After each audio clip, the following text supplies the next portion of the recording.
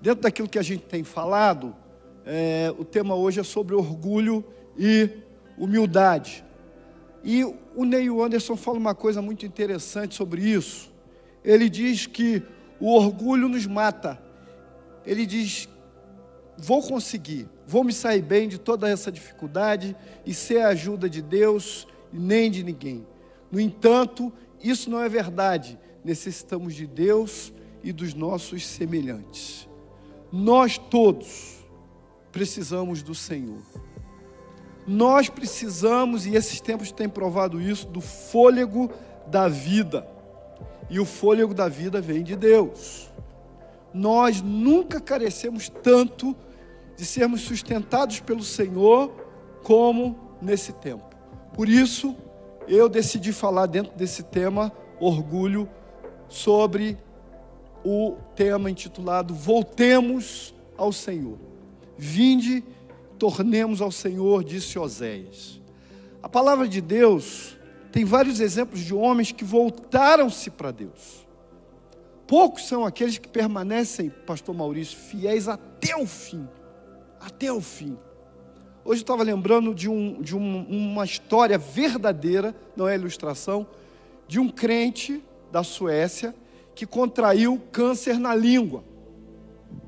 E o médico disse para ele: você vai ter que fazer uma cirurgia, e chegou a um ponto que você vai ter que tirar a sua língua, não terá mais língua e não falará mais. Você vai sobreviver, mas você não falará mais. E no dia preparado lá para aquela cirurgia, o último momento, o médico disse: olha, você pode falar agora o que considera suas últimas palavras, porque depois dessa intervenção cirúrgica, você não falará mais. E aquele crente pensou com lágrimas nos olhos e disse: louvado seja o nome do Senhor. Que seja assim a nossa vida.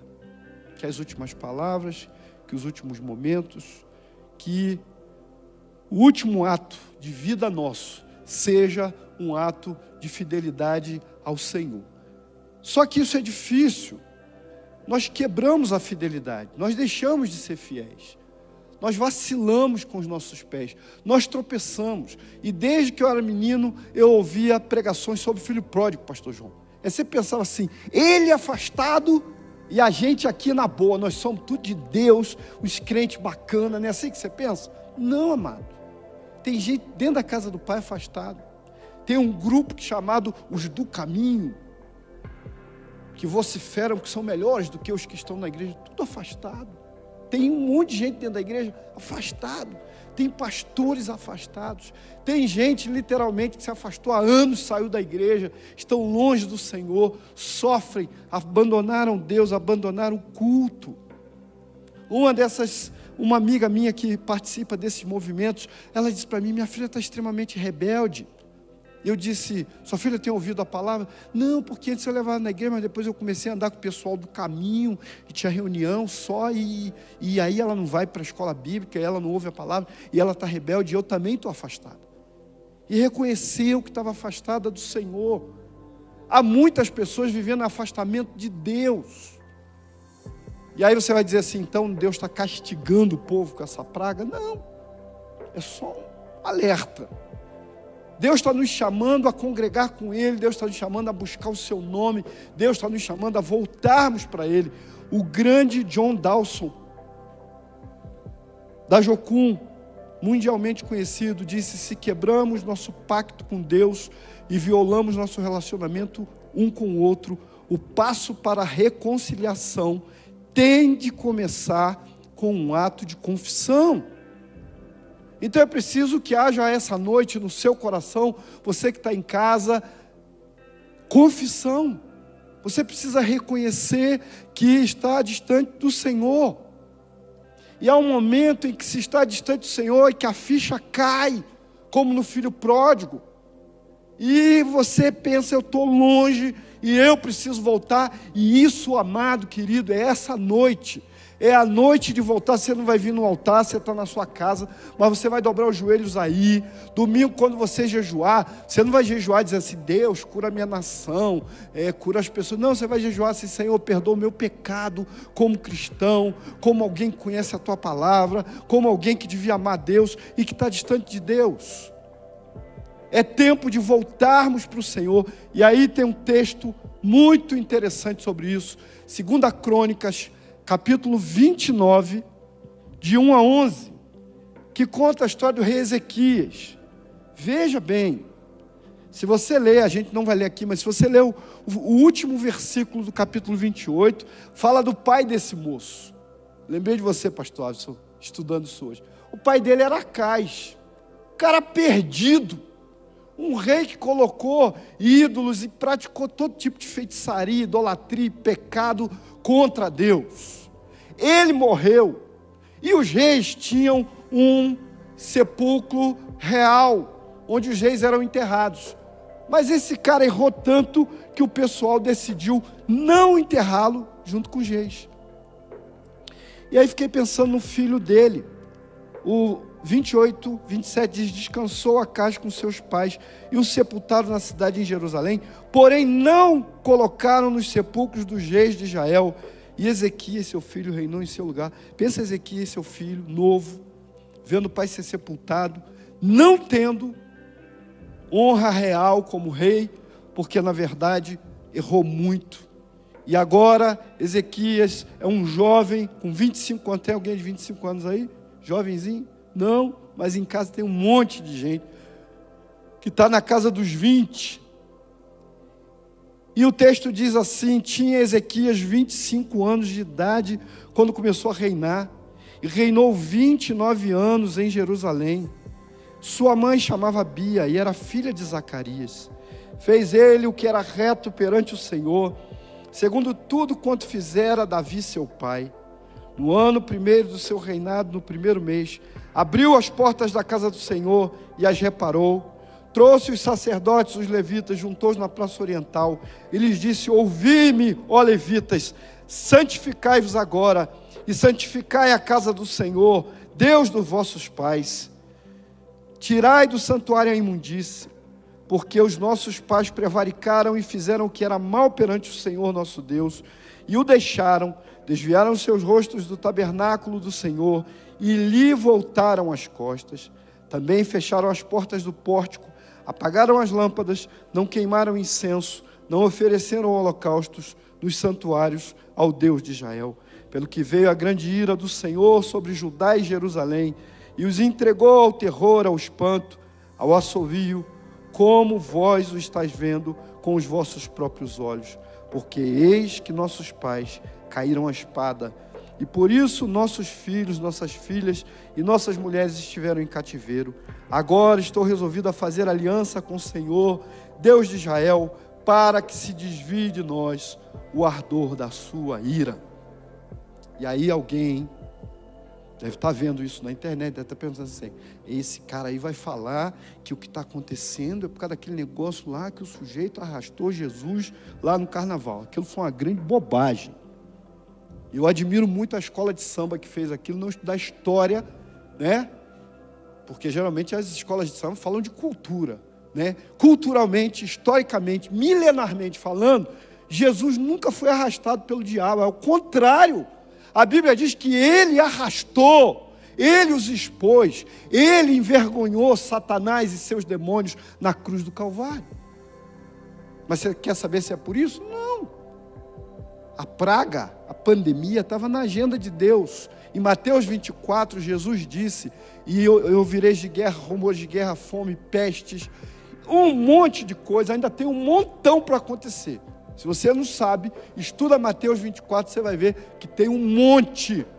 Só para você ter uma ideia, de 1900, do ano 1900 até agora, aconteceram mais terremotos em 120 anos do que em toda a história do ano 0 até o ano 1900. Só para você ter uma ideia.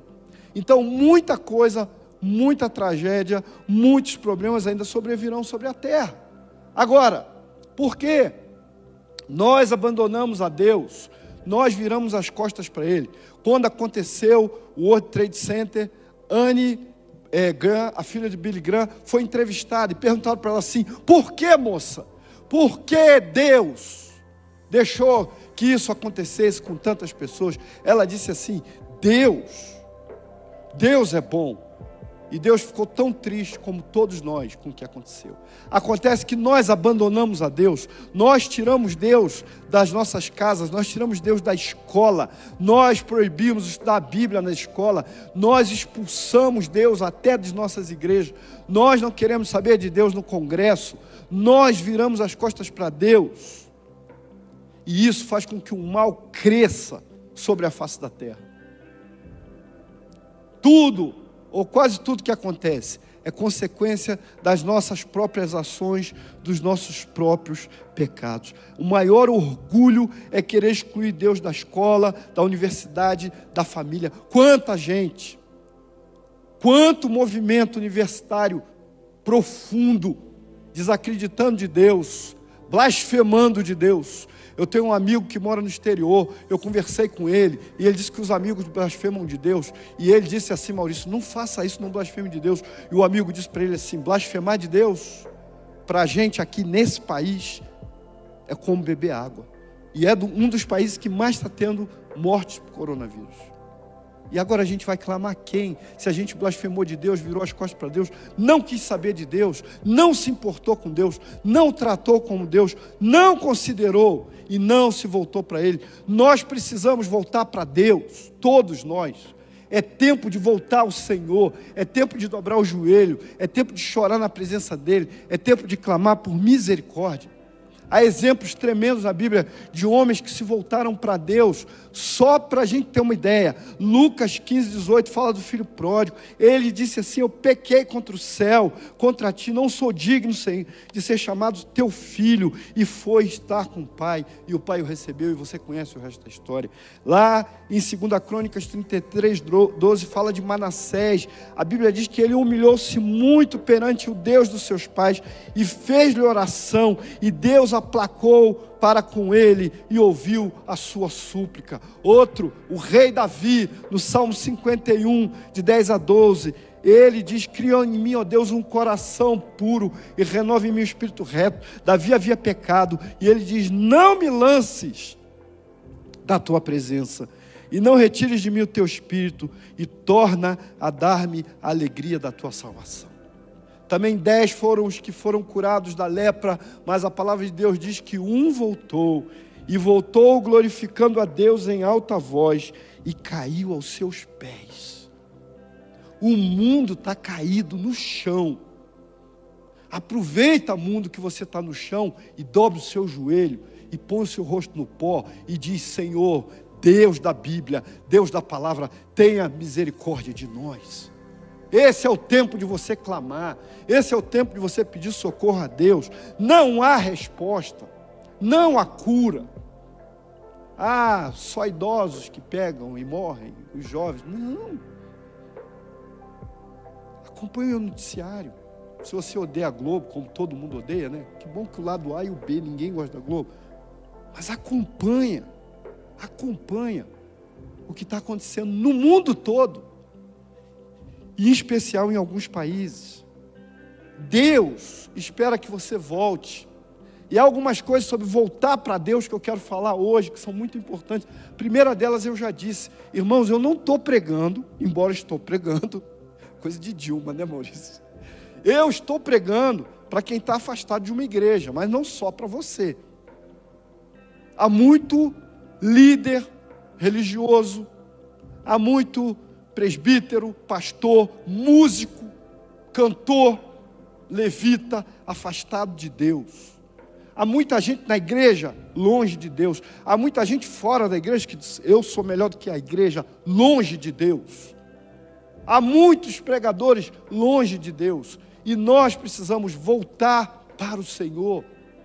E voltar para o Senhor envolve algumas coisas muito importantes. Primeiro, Ele quer que você volte. É desejo de Deus, não é desejo de Deus ficar longe. Deus é o Deus da reconciliação. Todo o processo da Bíblia e da história da humanidade é Deus tentando atrair o homem com cordas de amor, para que ele se volte para Deus, para que ele se arrependa dos seus pecados, para que ele busque ao Senhor. Deus quer que você volte, Ele espera a sua volta. A Bíblia diz em Apocalipse 3:20: eis que eu estou à porta e bato, se alguém ouvir a minha voz e abrir a porta, entrarei em sua casa e com ele cearei e ele comigo. É um Deus que está batendo na sua porta. É Deus que está esperando que você volte-se para Ele, que você se arrependa. Há quantos anos você diz assim: um dia eu vou voltar para a igreja, um dia eu vou voltar para o Senhor, eu estou vivendo essa vida errada aqui, eu estou nesse mundão brabo, eu estou desse jeito, mas eu vou voltar, e não volta, a hora é agora. Ele quer que você volte.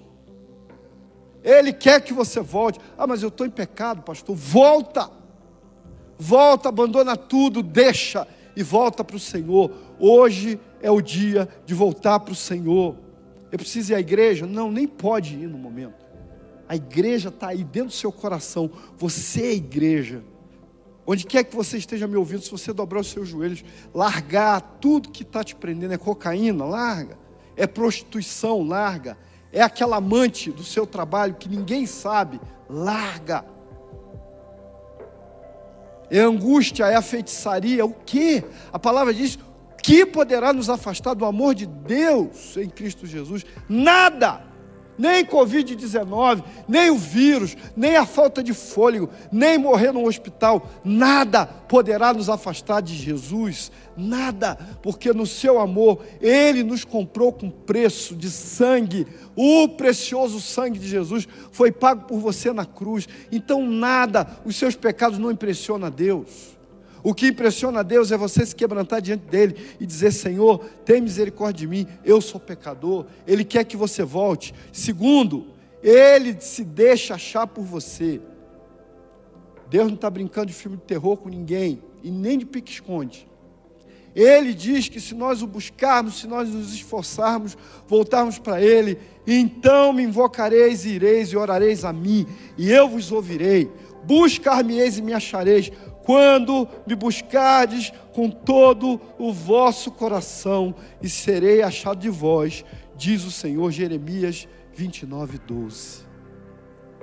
Busca a Deus, você vai encontrar. Eu tenho um paciente, posso falar porque ninguém sabe o nome dele, que ele, muito interessante, perdido em várias religiões, uma loucura só, passando por várias religiões.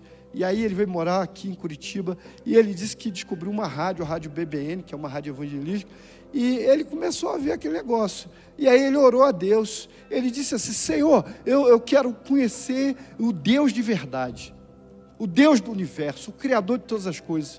Ele orou assim, com fé. E um dia, numa palavra lá dessa rádio, ele entregou sua vida para Jesus, e ele disse assim: Marivaldo, eu parei o carro no meio da rua, eu vi que era um lugar um pouco deserto, fechei a porta do carro, ajoelhei no asfalto, e eu disse: Senhor, eu quero entregar minha vida a Ti, eu quero ser salvo, eu quero servir a Jesus. Querido, é isso que você precisa fazer. Você que está desesperado, com medo da morte, é isso que você precisa fazer. Você que está angustiado no hospital, vendo pessoas morrer, sem saber o que fazer, sem ter recurso, é isso que você precisa fazer, confiar toda a tua vida ao Senhor.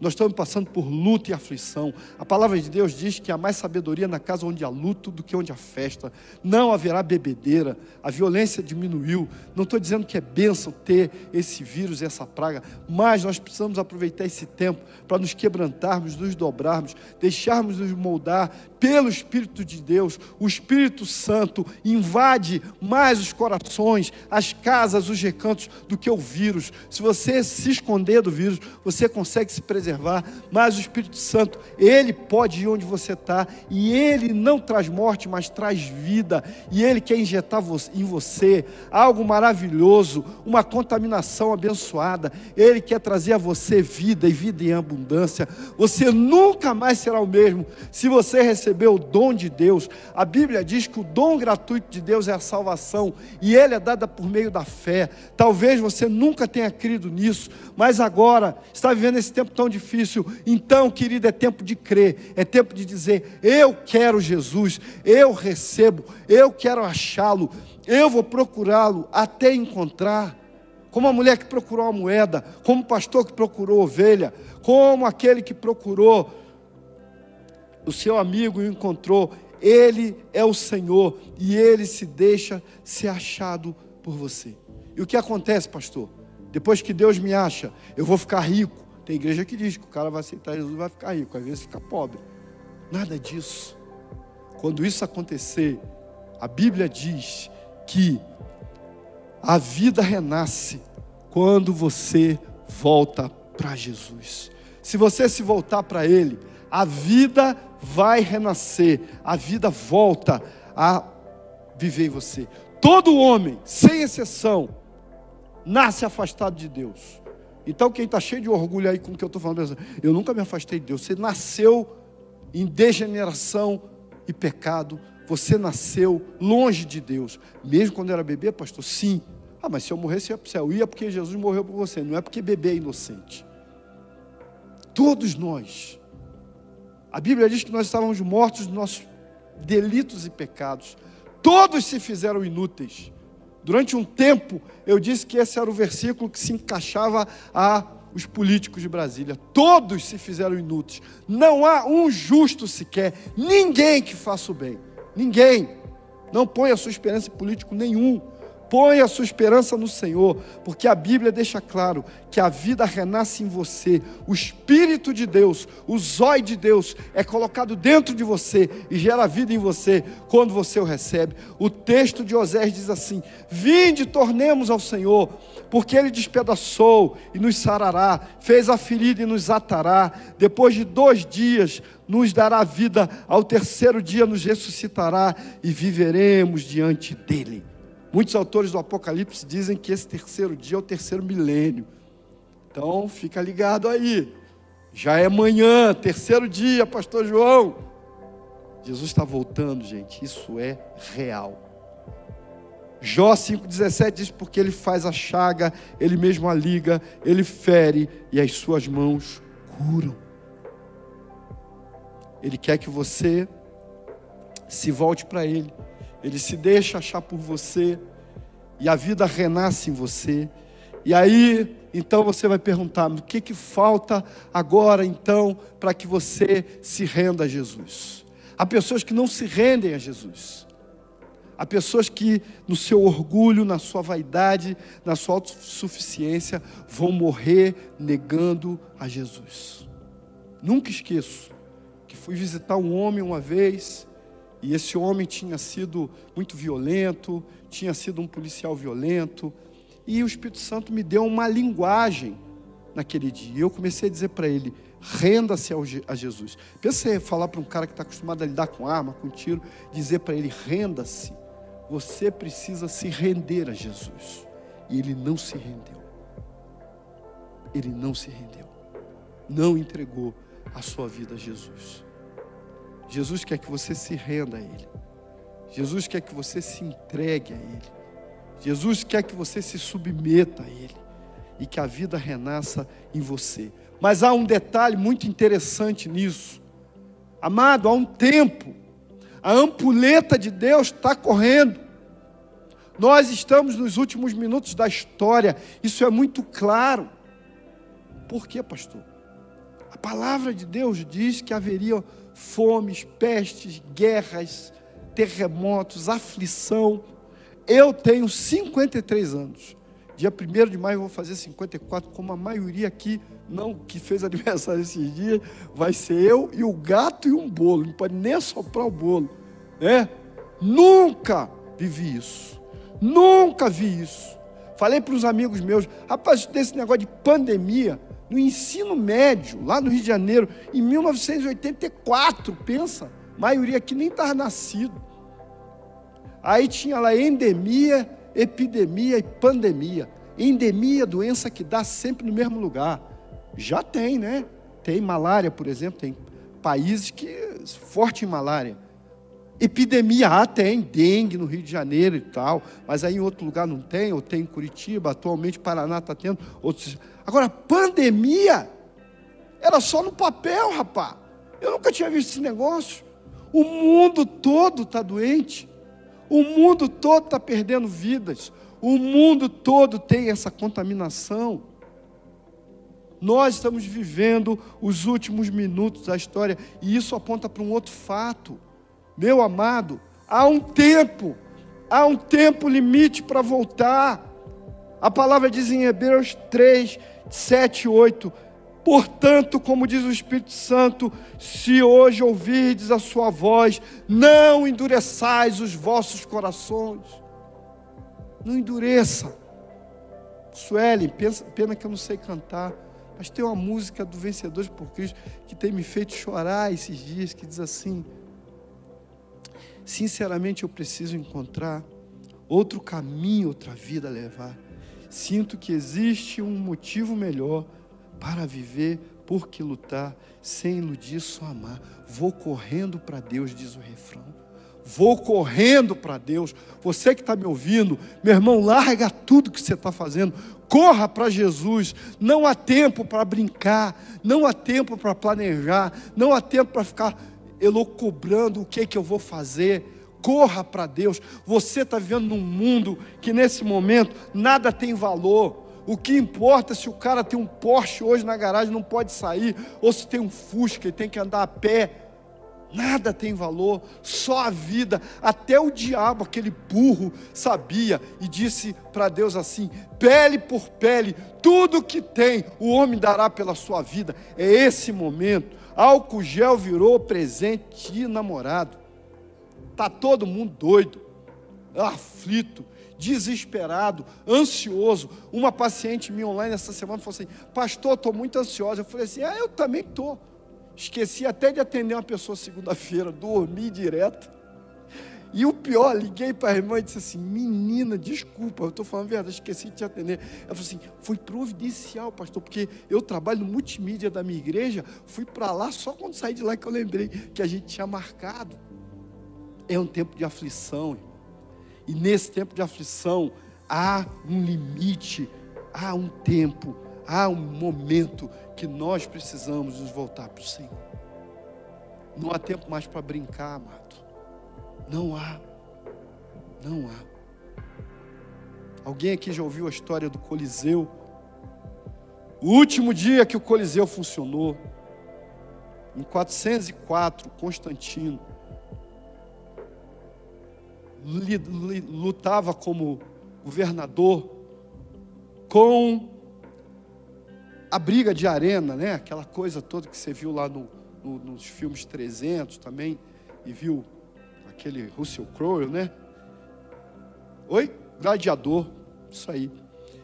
E aí ele queria parar aquele negócio, mas ele não conseguia parar o negócio. Ele, se eu parar, o povo vai ter uma grande revolta nesse negócio. Então, eu não vou conseguir parar isso. E ele ficava preocupado, mas tinha que deixar o povo. Era pão e circo. Era o jeito do povo se divertir lá, vendo um matar o outro. Mas havia um crente fiel nesse lugar, chamava Telêmaco. E o Telêmaco um dia viu uma briga feroz, talvez uma das mais importantes daquele tempo, daquela época, e no meio daquela briga feroz, o Telêmaco pulou dentro da arena e começou a separar os gladiadores para que eles não se matassem. O povo, revoltado com aquela atitude de Telêmaco, arrancou os bancos de mármore, pedaços de mármore, e começaram a lançar em cima deles, dos lutadores e também do Telêmaco. Telêmaco se feriu profundamente, não resistiu e morreu. Ele deu o sangue dele para que parasse uma luta, mas parou para sempre. Nunca mais o Coliseu foi aberto. Às vezes a vida de um crente, para ser fiel até o fim, ele tem que ir até o sangue. A palavra diz que nós não temos resistido ainda até o sangue. Há um momento agora em que nós estamos sendo provados para saber onde é a nossa posição em relação ao Senhor. Por fim, eu quero dizer que só existe uma forma, apenas uma forma. Eu acho que aqui não caminhou. Opa, travou aqui. Se puder dar um pulinho aí. Só existe uma forma de se voltar para Ele. A palavra de Deus diz em Tiago 4, 8 e 10: chegai-vos a Deus e Ele se chegará a vós.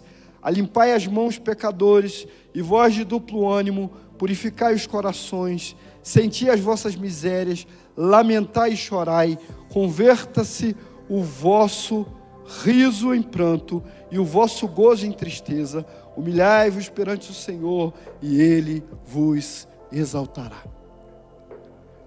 É preciso que a gente perceba e entenda que a vontade de Deus só é feita se eu me colocar da forma como Ele quer.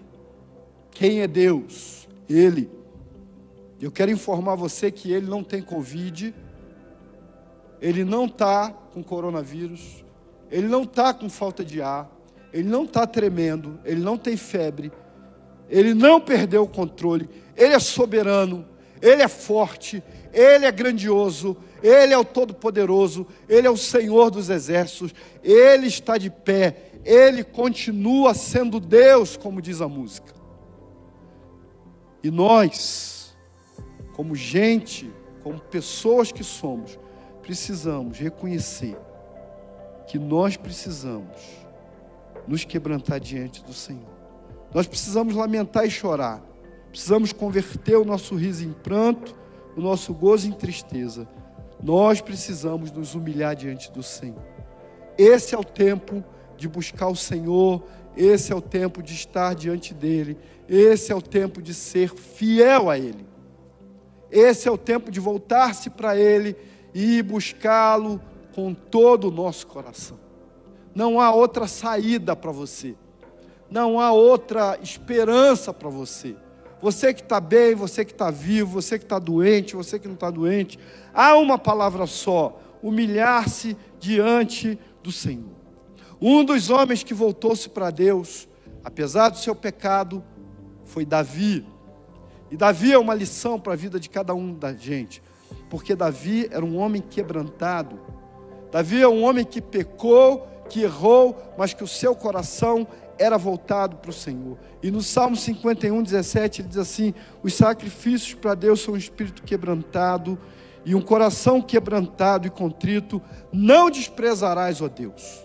Davi conhecia o Deus a quem ele servia, e ele sabia que Deus não desprezaria aquele que se humilha. A história bíblica diz que haviam alguns lugares, não só um, existe uma referência bíblica, mas haviam alguns lugares que para você sair da presença de um ídolo, você tinha que se curvar e se abaixar. A porta era pequena para que você se dobrasse diante de um ídolo. Mas dobrar-se diante de um ídolo é uma tolice. Você precisa dobrar-se diante do Senhor dos Senhores, do Deus dos deuses, do Senhor dos exércitos. Ele é Deus. E só há uma forma de você vestir-se da humildade, é reconhecendo que Deus é o Senhor. Ele é Deus. Ele é bom. Ele é misericordioso. Ele quer curar. Ele quer transformar o mundo. Ele quer que nós nos voltemos para Ele. Mas infelizmente, a notícia que eu tenho para dar para você é que o mundo não fará isso. Mas a Bíblia diz que alguns se quebrantarão, alguns se dobrarão, alguns se voltarão para Ele, alguns o buscarão de fato e colocarão a sua vida diante dEle. E você? A pergunta é: o que você tem feito e o que você fará da sua vida diante do Senhor? Esse é um tempo que muitas igrejas falam em avivamento e buscam avivamento e oram por avivamento, mas o avivamento real se dá no início pelo arrependimento. Se não houver arrependimento, não creia nesse avivamento. Avivamento não é pular, avivamento não é gritar, avivamento não é algazarra, barulho. Avivamento real é arrependimento de pecados. Quando políticos dessa nação começarem a vir a público e dizer: nós nos arrependemos porque roubamos o povo. Quando TVs, não só a Globo, outras TVs, começarem a falar: nós nos arrependemos da imoralidade que nós pregamos, nós nos arrependemos dos nossos conchavos políticos, da nossa sujeira e corrupção, nós nos arrependemos de toda a feitiçaria que nós estimulamos e pregamos, nós nos arrependemos. Quando esse mover acontecer no Brasil, aí você vai levantar sua mão e dizer: glória a Deus, o Espírito Santo está controlando esse país. Há um avivamento na terra. Ouvi essa semana, o Canadá suspendeu o Big Brother de lá, pegou o dinheiro do prêmio e doou para tratamento de pessoas doentes. E o Brasil tem uma TV com um programa desse e que as pessoas continuam dando audiência a um lixo de programa desse. Inclusive alguns que dizem: sou contra a Globo, odeio a Globo, fora a Globo, continuam vendo isso, se prostrando diante disso. Como? Até quando nós vamos estar vivendo desse jeito? Nós precisamos voltar para Deus, voltar para o Senhor, nós precisamos buscá-lo. Há uma chamada de Deus, e eu quero encerrar falando dessa chamada, e essa chamada é para a Igreja Alameda, mas é para a Igreja Batista como um todo, é para a Assembleia de Deus, é para a Metodista, é para a Universal, é para a Quadrangular, é para a Igreja Católica. Essa chamada é para todo mundo que diz que crê em Jesus. Lá no capítulo 2 de Joel, a palavra diz assim, o versículo 1: tocai a trombeta em Sião, dai voz de rebate no meu santo monte, perturbem-se todos os moradores da terra, porque o dia do Senhor vem, já está próximo. Um grande pregador americano, David Wilkerson, escreveu um livro com esse título: Toca a Trombeta em Sião. Até então ele era o queridinho da América, chamavam ele para tudo que é lugar, para falar, para dar testemunho, para andar com políticos. O dia que ele escreveu Toca a Trombeta em Sião e começou a denunciar os pecados da nação americana, eles o baniram, eles o colocaram de lado, eles não quiseram mais saber dele, não tiravam mais foto, não fotografavam, porque ele falou a verdade. Um homem cheio do Espírito Santo fala a verdade. Há pecado no meio da igreja, há pecado no meio do povo, há pecado no nosso meio, e esse é um tempo de arrependimento, de dobrarmos o nosso rosto diante do Senhor. Continua Joel falando e dizendo lá no versículo 12: ainda assim agora mesmo diz o Senhor, convertei-vos a mim de todo o vosso coração, isso com jejuns, com choro, com pranto, rasgai o vosso coração e não as vossas vestes, convertei-vos ao Senhor vosso Deus, porque Ele é misericordioso e compassivo, tardio em irar-se, grande em benignidade e se arrepende do mal. O versículo 15 diz assim: proclamai um santo jejum, proclamai uma assembleia solene, congregai o povo, santificai a congregação, chorem os sacerdotes, ministros de Deus, entre o pórtico e o altar, orem, poupa o teu povo, ó Senhor, e não entregues a tua herança à vergonha, para que as nações façam escárnio dele, porque hão de dizer entre os povos: onde está o seu Deus? É tempo de cada sacerdote, cada pastor, cada ministro, cada obreiro, cada músico, cada criança, cada menino, cada adolescente, cada idoso se dobrar diante do Senhor e clamar pela nossa vida. Países como os Estados Unidos têm milhões de dólares, 3 trilhões para sustentar a crise. O Brasil não tem isso. Mas o que nós temos para apresentar diante dessa crise são nossos 2 joelhos diante do Senhor. O que nós temos para apresentar ao Senhor é o nosso rosto no pó, pedir misericórdia. É claro que o recolhimento social vai ajudar, mas quem vai ajudar e quem vai resolver o nosso problema é aquele que é o dono da vida. É aquele que pode soprar a vida em quem está na UTI agora. É aquele que pode fortalecer a tua mão, você que é médico, que é enfermeiro. Ele é o Senhor. Por isso Joel está nos chamando para um avivamento. Mas esse avivamento começa com choro. com choro. Oswald Smith, o homem que escreveu livros tremendos sobre evangelização, paixão pelas almas, é um. E ele dizia que o avivamento começa perto da meia-noite, porque nós precisamos orar, clamar ao Senhor, pedir dele misericórdia e proclamar um santo jejum diante do Senhor. Precisamos fazer isso, queridos. Não é tempo de brincadeira. Não é tempo de gastarmos tempo brigando por causa de política. Fico impressionado, coloquei no meu Facebook, como gente de Deus briga por um político ou por outro, mas é incapaz de apresentar Jesus como a solução. Ele é a solução. Ele é o único caminho. Ele é a verdade. Ele é a vida. Por isso Joel está nos chamando para que nós paremos tudo. Aliás, você já teve que parar tudo. E nos dediquemos à oração. Busquemos ao Senhor.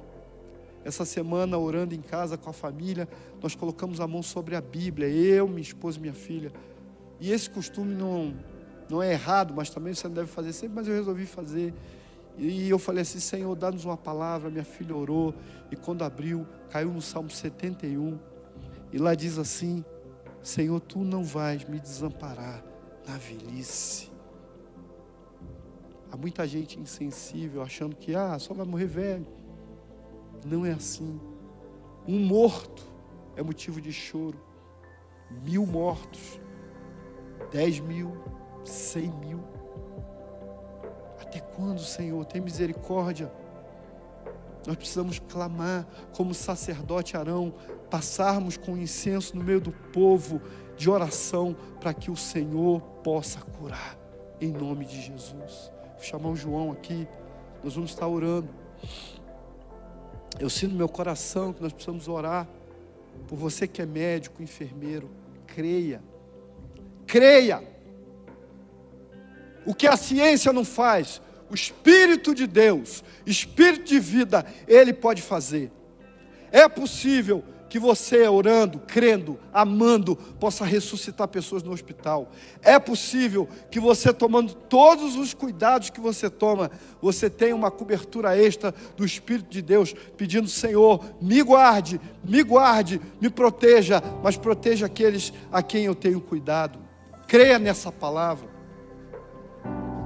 Faça da sua vida um instrumento de adoração, de multiplicação da palavra.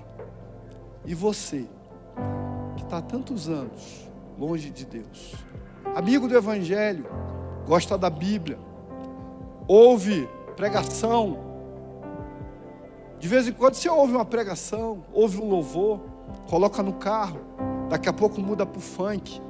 Lá no Rio de Janeiro, onde eu morava, era assim, o cara tá lá, ouvia a Lagoinha, daqui a pouco ouviu o pancadão, pesadão. Não é isso que Deus quer, Ele quer uma aliança com você. Então me buscareis e me achareis, quando me buscardes de todo o vosso coração. Vamos fazer o que Joel está nos chamando. Vamos conclamar o povo à oração, ao quebrantamento, ao jejum, a sermos moídos na presença de Deus, a clamarmos pela misericórdia dEle. Não vamos ficar procurando culpado, quem fez, quem não fez, o que houve, o que não houve. Vamos todos nos portar diante de Deus como pessoas que se quebrantam diante da sua grandeza e reconhecem: eu sou pecador.